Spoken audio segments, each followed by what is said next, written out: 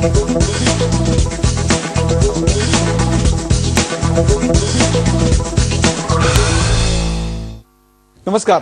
Heart to heart या मुलाखतींच्या विशेष कार्यक्रमात आपलं स्वागत.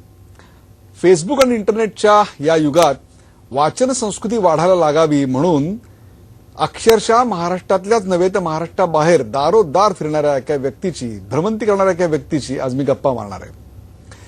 ग्रंथ आपल्या दारी या योजनेद्वारे अक्षरशः भ्रमंतीचं एक मोहोळ उठवणारा हा माणूस माझ्यासमोर आज बसलेला आहे. त्यांचं नाव आहे विनायक रानडे. विनायक रानडे, मुलाखतींच्या या कार्यक्रमात आपलं स्वागत. तुम्ही मूळचे नाशिकचे, बरोबर, पण तुम्ही ग्रंथ तुमच्या दारी म्हणजे वाचक जर पुस्तकांपर्यंत पोहोचत नसतील तर पुस्तकांना वाचकांपर्यंत घेऊन जायची अभिनव कल्पना घेऊन पण फक्त उत्तर महाराष्ट्रच नव्हे, मराठवाडा असेल, विदर्भ असेल, कोकण असेल, मुंबई असेल, इतकंच काय तर अगदी फार आखाती देश टोकियोपर्यंत आपण मजल दरमजल केलीत. मला तुम्ही सांगा, ग्रंथ तुमच्या दारी ही कल्पना तुमच्या मनात कशी आली? मुळात तसं ठरवून केलं नव्हतं, पण कुसुमाग्रजांशी असलेला सहवास आणि याच पद्धतीची एक योजना तुम्हाला माहिती असेल तर बडोद्याच्या राजांनी पण त्या काळात केली होती आणि कुसुमाग्रजांनी एक साखळी वाचनालय केलं होतं. पण असं ठरवलं नव्हतं की आपण असं काहीतरी करू. आपण म्हणतो की अपघाताने एखादी गोष्ट घडते, तसंच हे अपघाताने झालंय. काय अपघात होता?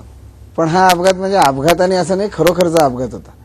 2004 हे साल हे माझ्या आयुष्यातलं बदलाचं साल आहे. सामान्य माणसाचं आयुष्य मी पण जगत होतो. सामान्य माणूस म्हणजे दिवसभर काम करायचं, त्याचं पैशात रूपांतर करायचं आणि ते आपल्या कुटुंबावर खर्च करायचं, म्हणजे आपण खूप काहीतरी श्रेष्ठ आहोत. मध्यमवर्गीय चौकटीचं तुमचं जीवन होतं. अगदी अगदी अगदी. माझा व्यवसाय प्रिंटिंगचा आणि चालू होतं सगळं. 2004ला एक अपघात झाला आणि या अपघातानंतर 1.5 वर्ष मला अंथरुणावर खिळून राहिलं. खरा जीवघेणा अपघात होता. हा, जीवघेणा अपघात होता. त्या जीवघेणा अपघातामध्ये मला 1.5 वर्षामध्ये खूप चांगल्या गोष्टी करता आल्या. सगळ्यात पहिला भाग म्हणजे आजचं धकाधकीचं आयुष्य आहे, त्यात 1.5 वर्ष मला स्वतःशी बोलायला खूप मोठा वेळ मिळाला. तोपर्यंत मध्यमवर्गीय माणसं दिवसभर रॅट रेसमध्ये असणाऱ्या एखाद्या उंदरासारखी पळत असतात आणि शेवटी जिंकली तरी उंदीर होत असतात, फार तर मोठी उंदीर. परंतु तुम्ही ती रॅट रेस सोडलीत आणि वेगळी वाट चोखाळलीत. त्याला कारण घडलं एक अपघात. तुम्ही अंथरुणाला खिळून असताना मृत्यूची भीती नाही वाटली? जवळजवळ जाऊन आलो तिथपर्यंत, पण इच्छाशक्ती दांडगी, सगळ्यांचं सहकार्य. तिथे एक गोष्ट जाणवली, सगळं पैशाने घेता येत नाही. मग मला जर आशीर्वादाने जे मिळालंय तर त्याची परतफेड समाजाला आपण काहीतरी करावी. मला अपेक्षा खूप आहेत सगळ्यांच्याकडनं त्या काळामध्ये, बायको, मुलगा, समाज, मित्र. पण मी कोणाकरता काय करायचं ते काही मला लिहिता नाही आलं. मग असं ठरवलं की इथून मिळणारं आयुष्य जे आहे हे बोनस आहे. हा, हे बोनस आहे. ह्याच्यामध्ये कुटुंबाचा सांभाळ करायचा, पण मी कोणाकरता काय करायचं ते काही मला लिहिता नाही आलं. मग असं ठरवलं की इथून मिळणारं आयुष्य जे आहे हे बोनस आहे. हा, हे बोनस आहे.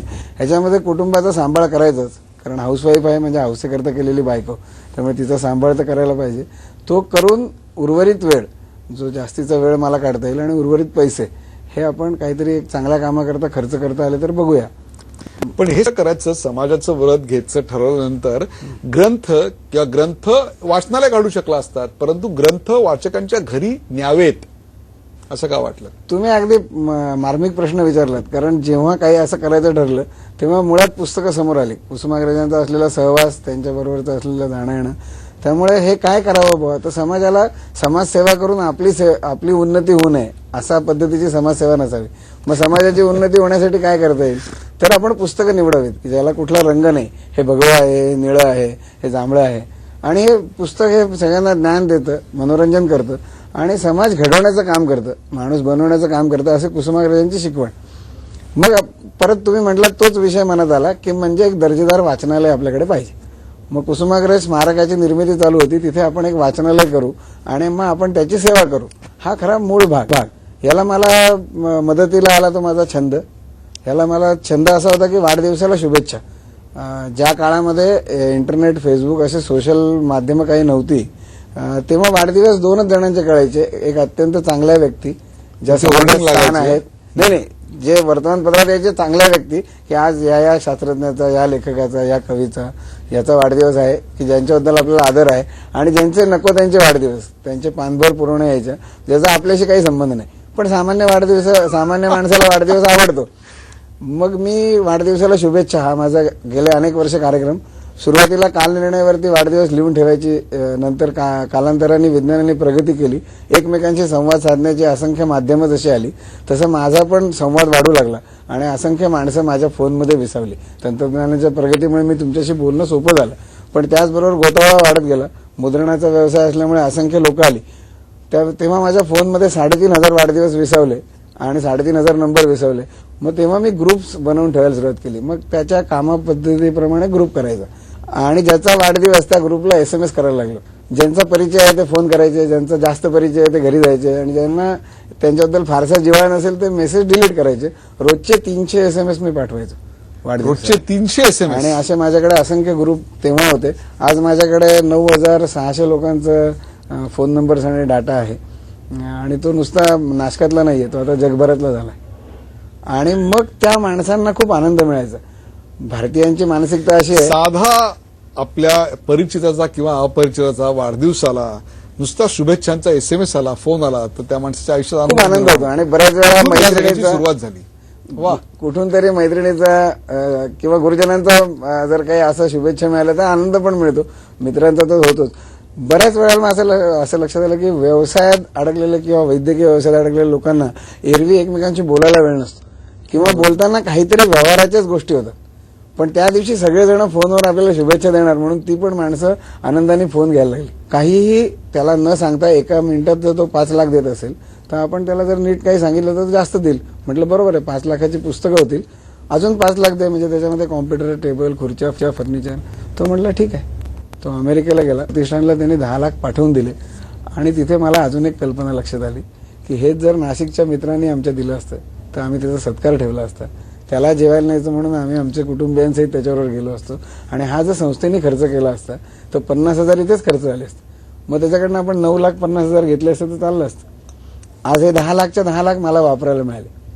ह्या ऍक्सिडेंट नंतर जेव्हा मी काम करायला सुरुवात केली तेव्हा एक गोष्ट नक्की केली होती की माझा कुठलाही खर्च हा या आलेल्या देणगीतनं जर झाला तर त्याला न्याय दिला असं होणार नाही. मला हे नीट समजावून अशा करता सांगा आणि प्रेक्षकांसाठी आणि विशेषतः सामाजिक क्षेत्रात काम करण्यासाठी हा विचार अत्यंत महत्वाचा आहे. की जेव्हा मी जरा बरा झालो तेव्हा असं लक्षात आलं की माझा व्यवसाय वाढायच्याऐवजी कमी झालाय. कारण जेवढे जण मला सांत्वनाला घरी यायचे ते काय म्हणायचे, तुला काही मदत करू का? तर मला अशी मदत अपेक्षित नव्हती की त्यांनी मला आज 10 लाख द्यावेत आणि नंतर मी ते परत करावेत. माझा व्यवसाय त्यांनी वाढवावा, त्यातनं मिळणारा नफा हा माझाच राहणार आहे. मुळात सामान्य कुटुंबात राहिल्यामुळे, आईवडिलांच्या संस्कारांमुळे कोणाकडनं काही घेणं ही कल्पना तेव्हापासून आजपर्यंत मान्य नव्हतीच. त्यामुळे जे माझं आहे ते माझं आहे, जे आहे ते सगळं स्वकष्टार्जित, जे आहे ते माझं असलं पाहिजे. पैसा नाही, लक्ष्मी कमवायची. हा, आणि ती सुद्धा सरस्वतीची उपासना करून लक्ष्मी कमवायची. तुम्ही बरोबर म्हणतात. तसं सुरू केलं आणि मग लक्षात आलं की कुठल्याही संस्थेला जर काही काम करायचं असेल किंवा समाजात काहीही करायचं असेल तर त्या गावाची जी लोकसंख्या असेल त्यातल्या बरोबर 100 माणसांची यादी प्रत्येकाकडे असते. मग तुम्ही अपंग असेल तरी त्यांच्याचकडे जाता, महिला कल्याणाचं काम असेल तरी त्यांच्याचकडे जाता, नवीन बँक काढली तर FD घ्यायला त्यांच्याचकडे जाता. 100 धनिकांची यादी सगळ्यांच्याकडे असते. मग जर 10 लाख लोकसंख्या आहे आणि त्यातले 100 काढले तर उरलेले 9,99,900 लोकांना आपण एकत्र आणलं तर चांगलं उभं करू शकू. ती कल्पना डोक्यात आली की या 100कडे जायचंच नाही आणि आपण काहीतरी करायचं. काय करायचं तर पुण्याचा माझा मित्र आहे मोरे म्हणून, फोटोजिंको प्रेसचा मॅनेजर आहे. तो ज्या दिवशी आला त्या दिवशी त्याचा वाढदिवस होता. त्याला म्हटलं बाबा आम्ही इथे जातोय स्मारकाच्या बांधकामाच्या इथे, तर पाणी प्यायला काही नाही, तर तू काय करशील आज? तर वाढदिवसाला मला 1 माठ, 1 ओकराळ, 1 तिवई असा सेट विकत घेऊन दे, घरचा देऊ नको. घरचा देऊ नको त्याच्या मागचं कारण अगदी साधं आहे. मी ज्या कुटुंबात वाढलो तिथल्या कुटुंबातली लोक सुद्धा अन्न शिळं झाल्याशिवाय बाईला देत नाहीत. म्हणजे समाज स्वतःचं चांगलं काही कोणाला काढून देणार नाही, जे खराब आहे तेच देईल. त्यामुळे तसं काही घ्यायचं नाही, जे काय असेल ते चांगलं पाहिजे. त्याला म्हटलं मला हवं तसं विकत घे. किंवा आपल्या घरात आहे त्यापेक्षा सुद्धा समाजाला देताना ते अधिक उच्च प्रतीचं असलं द्यायला पाहिजे, पण तसं होत नाही. पण लोकांनी मला मदत केली चांगली. मग मी हळूहळू कॉम्प्युटर, टेबल, खुर्च्या, मेनू कार्डच केलं की वाढदिवसाला कोणाकडनं काय घेता येईल. दरम्यानच्या काळात देशपांडे भेटले आणि अशा असंख्य गोष्टी घेतल्या. माझा एक बिल्डर मित्र आहे, त्याचं टर्नओव्हर खूप मोठं आहे, संकलेचं नाव आहे त्यांचं. त्याच्याकडनं काय घ्यावं तर 8 कुदळ, 8 फावडे आणि 8 पाटे गवत काढायला. कुठली गोष्ट पैसे देऊन वस्तू घेण्यापेक्षा ती चांगल्यातली चांगली वस्तू त्याच्याकडनं विकत घेतली तरी संस्थेचं काम होऊ शकतं ना. बरोबर आहे. आणि मग वाचनालयाला पैसे आले, वाचनालय सुरू झालं आणि मग खूप मनात असा आनंद झाला की बुवा आपण काहीतरी नवीन आयुष्याचं काम काहीतरी चांगलं केलं. पण त्या देशपांड्यांच्याकडनं पैसे आल्यानंतर लक्षात आलं की आपण विश्वस्त किंवा कार्यकर्ते आहोत, आपण मालक नाही संस्थेचे. वा वा. त्यामुळे आपल्याला मिळालेली देणगी ही आपल्यावरती खर्च झाली तर देणगीला सुयोग्य न्याय दिला असं होणार नाही. सामाजिक कार्यासाठी सामाजिक संस्थेत काम करत असताना मिळालेली देणगी आणि त्या देणगीचा विनियोग स्वतःच्या वैयक्तिक चैनीसाठी नव्हे तर त्या समाजाच्या कार्यासाठीच व्हायला पाहिजे, हा विचार महाराष्ट्राच्या इतिहासात गेल्या अनेक वर्षात अनेक संस्थांमध्ये पाहायला मिळत नाही. मी आनंदाने सांगू शकतो की पहिल्या दिवसापासून मी आणि माझे सहकारी, असंख्य सहकारी मला मिळाले.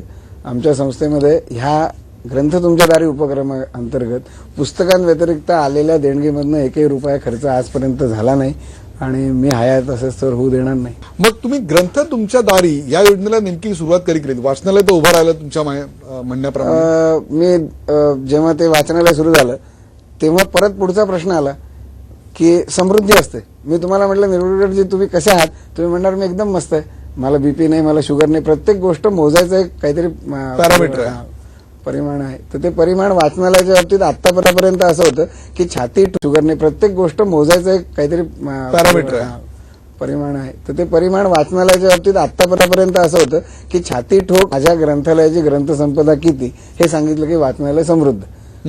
आणि तोच मला पण ज्ञात असलेला भाग होता, त्यामुळे मी त्याच्या मागे लागायचं ठरवलं की आता मी माझं वाचनालय समृद्ध करायला पाहिजे. मग वाचनालयाची समृद्धी काय, तर पुस्तकं पाहिजेत. मग परत पुस्तकं आणायची तर दोन मार्ग, गोळून आणायची किंवा विकत घ्यायची. विकत घ्यायची की परत पैसे पाहिजेत. मग हे पैसे आणण्याचे तशा अर्थाने दोन मार्ग आहेत.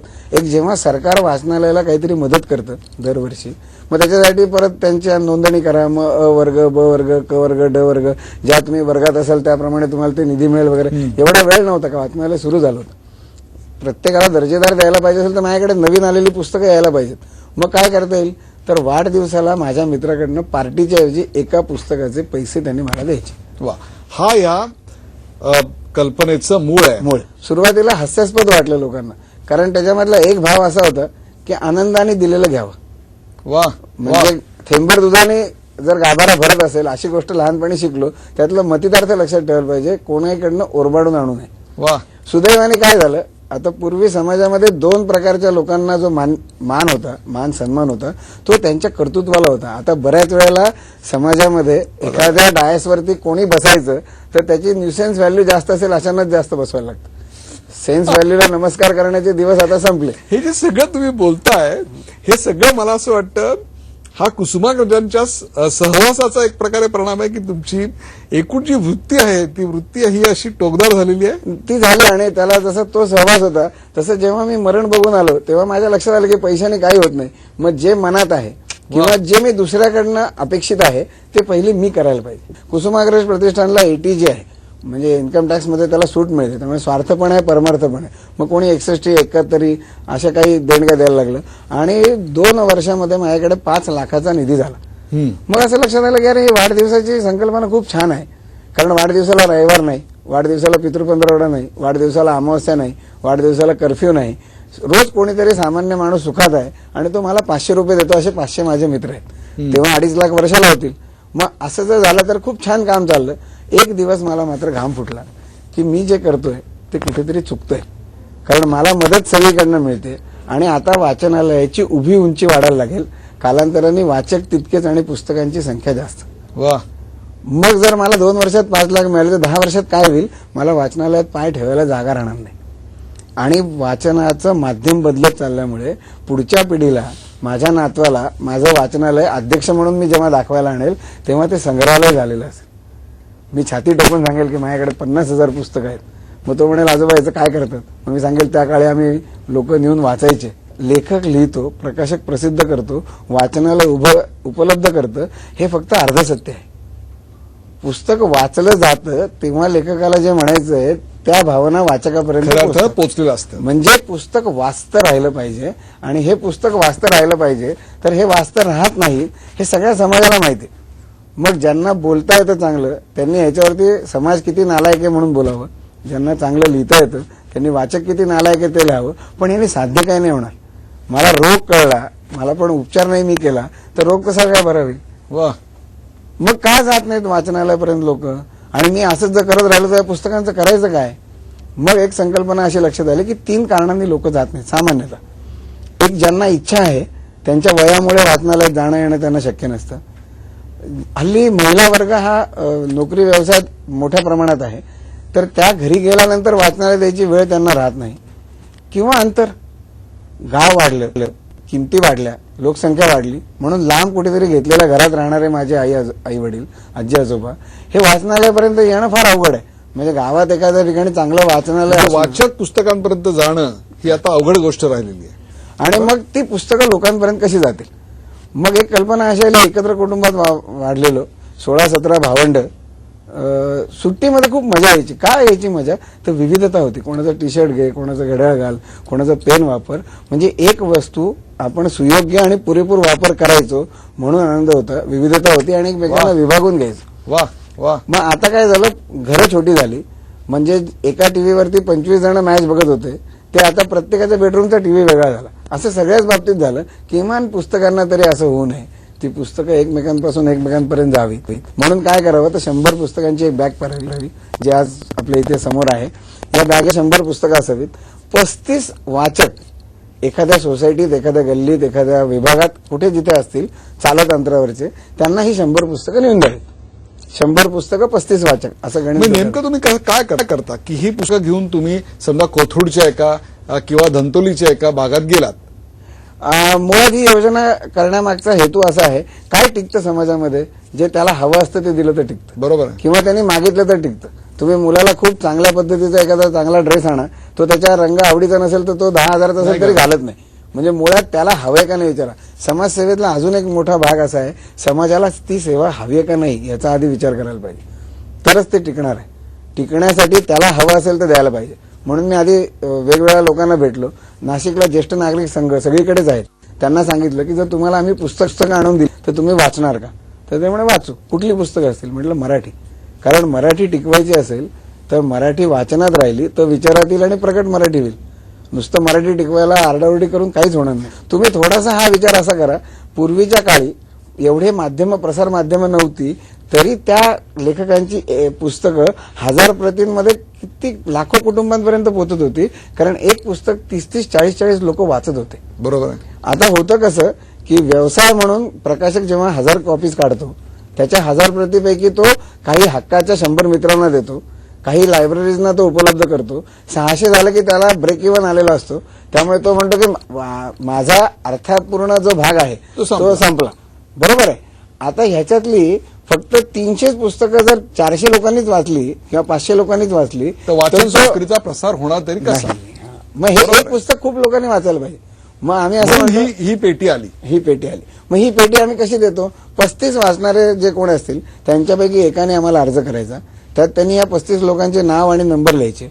त्याच्यापैकी आम्ही चौकशी करणार फोन करून की तुम्ही खरंच वाचणार आहात का. मग आम्ही तुम्हाला 100 पुस्तकं देऊ. 35 आणि 100 हा आकडा माझ्या बुद्धिमत्तेमुळे आला. कारण लहानपणी 35 मार्क नाही मिळाले की मी नापास होईल याची जी भीती मनावर होती. मग त्याच्यातला एक भाग तुम्ही लक्षात घ्या. जेव्हा गुरुजन 100 गुणांचं ज्ञान तुम्हाला देतात आणि तुम्हाला 35 अवगत नाही झाले तर तुम्ही नालायक आहात असं ठरतं. तर माझे मित्र पैसे देतात म्हणून मी जर 100 पुस्तकं विकत घेतली तर किमान त्यातली 35 वाचली गेली पाहिजेत रोज. वा. असं 35 लोकांना आम्ही 100 पुस्तकं देऊ.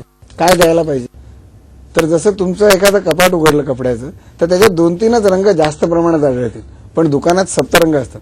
मग मी तुम्हाला सप्तरंग दिलं पाहिजे. म्हणजे मी त्याच्यामध्ये आंबट, गोड, तिखट, तुरट, खारट सगळ्या चवी दिल्या पाहिजेत. ज्याला जे हवं तो घेईल. 35 वाचकांना 65 पुस्तकं कायम पेटीत राहतील. ते बदलायला येतील तेव्हा त्यांच्या आवडीचं काहीतरी मिळेल.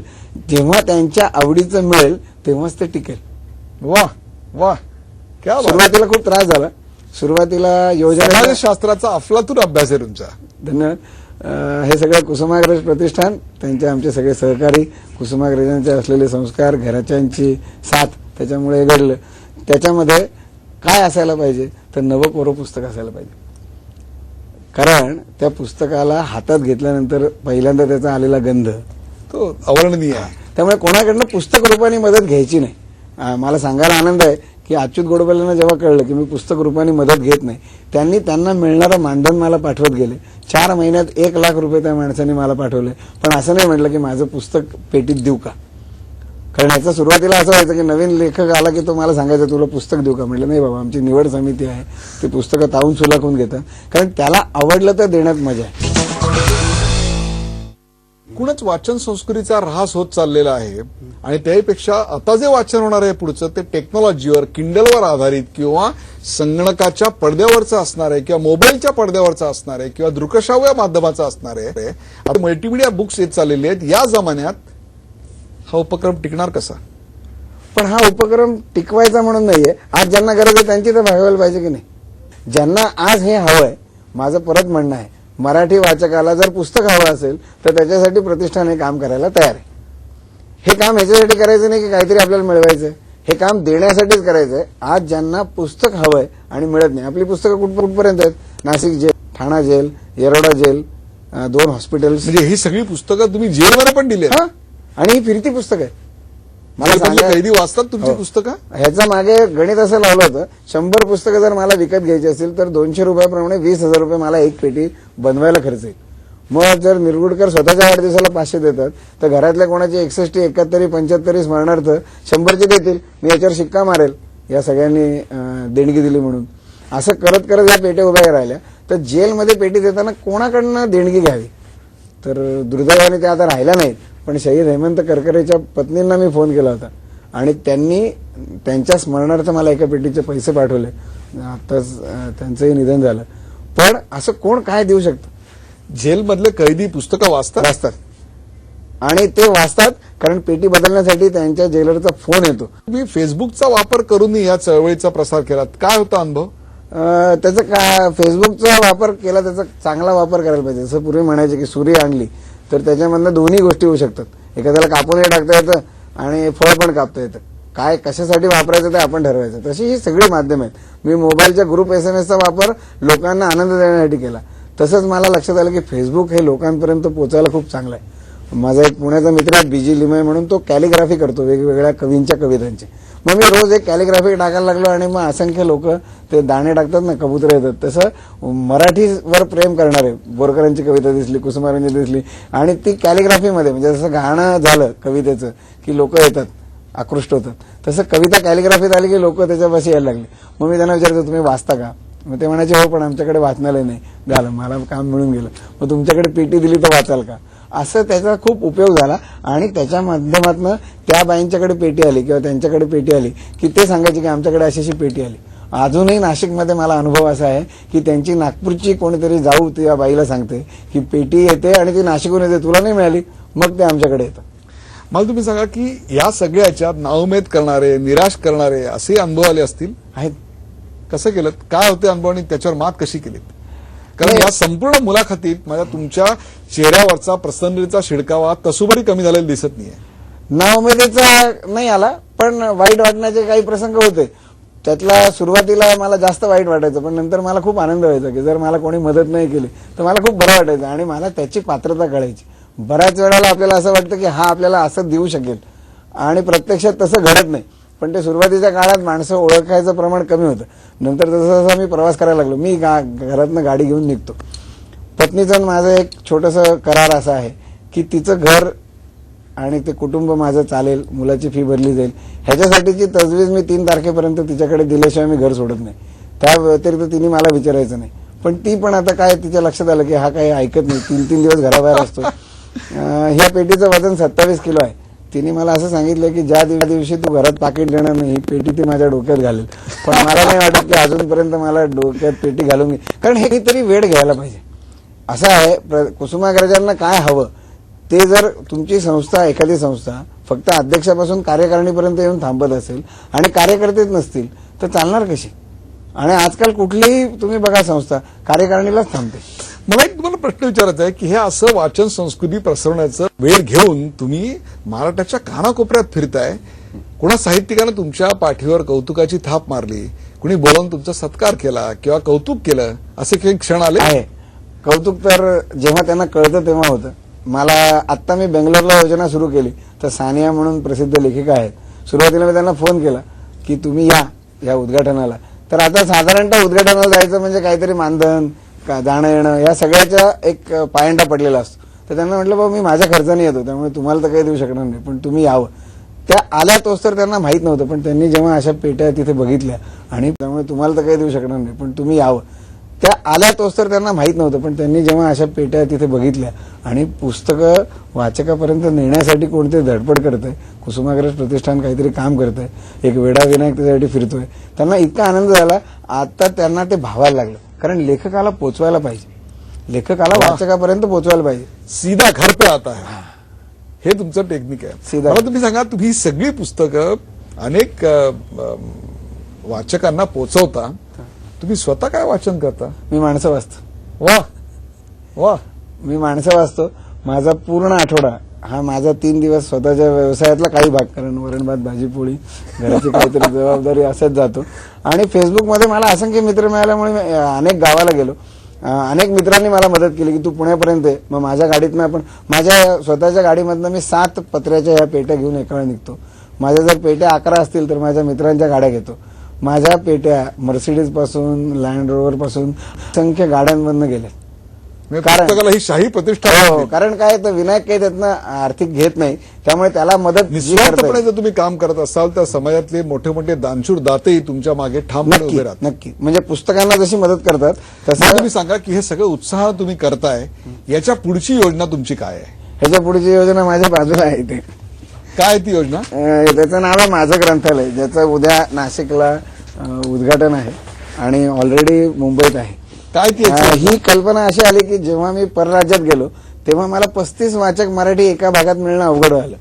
म्हणून मी दुबईपासून अशा पेट्या तयार केल्या ज्याच्यामध्ये 25 पुस्तकं असतील.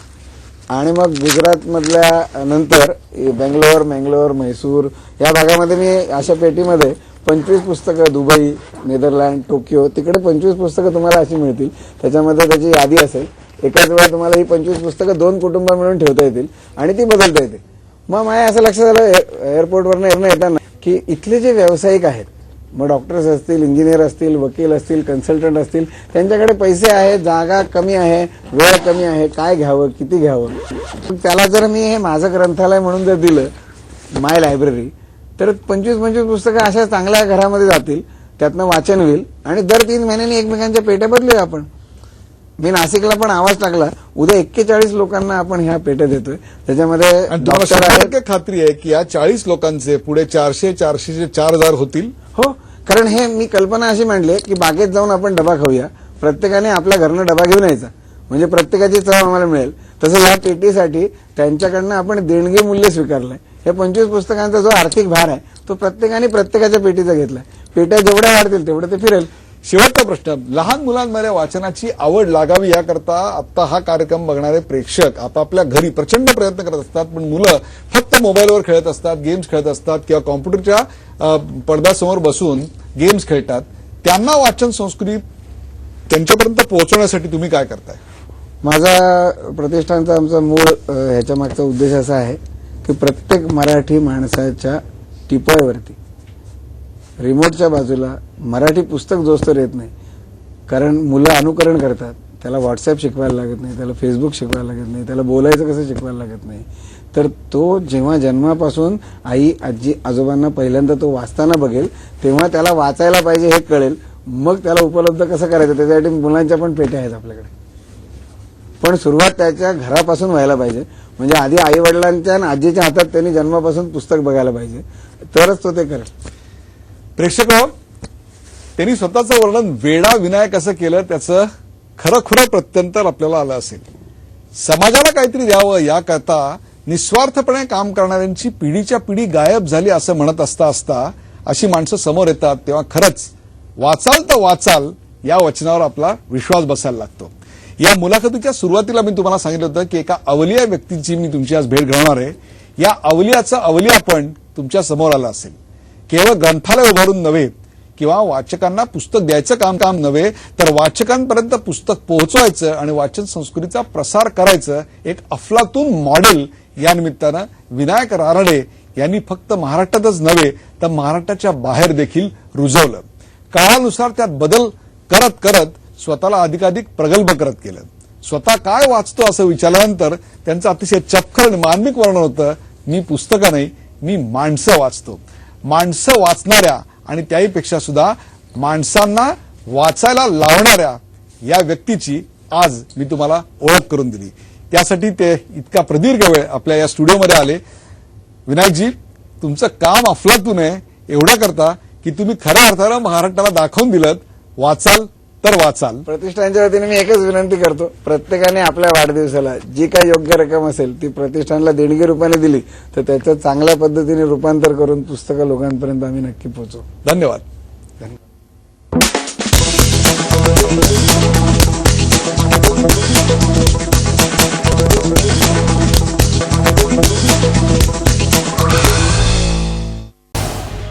झी 24 तास रहा एक पाऊल पुढे.